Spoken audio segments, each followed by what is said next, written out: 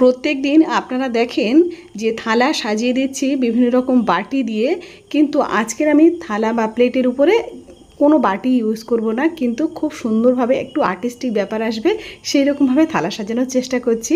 অনেক প্লেট এভাবে সাজানো দেখেছি, কিন্তু আমি ততটা ভালো পারি না, মোটামুটি যা পারি তার উপরেই করছি, আপনাদেরও হয়তো ভালো লাগতে পারে।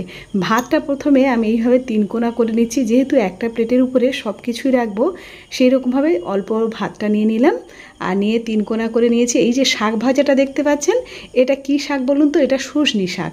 এই শুশনি শাকটা খেলে কিন্তু ভালো ঘুম হয়। শুশনি শাক ভাজা করেছিলাম, তার সঙ্গে একটা কাঁচা লঙ্কা নিয়ে নিতে হবে। শুশনি শাকের সঙ্গে একটু কাঁচা লঙ্কা না হলে হবে না। নিয়ে নিলাম একটা কাঁচা লঙ্কা, আর তারপরে দেশি লাউ আমি এখানে ডিম দিয়ে ঘন্ট করেছি। এটা তেজপাতা, শুকনো লঙ্কা, জিরে ফোড়ন দিতে হবে, আর সবশেষে একটু মিষ্টি দিয়ে নামিয়ে নিতে হবে, আর জিরের গুঁড়ো ওপর থেকে ছড়িয়ে দিতে হবে। আপনারা কি মশলা দেন জানাবেন তো। এটা নিয়ে নিলাম কিছুটা, আর এই 3 কোনা মতো করবার চেষ্টা করেছি। দেখুন প্রত্যেকটা 3 কোনা হচ্ছে কিনা বলুন তো।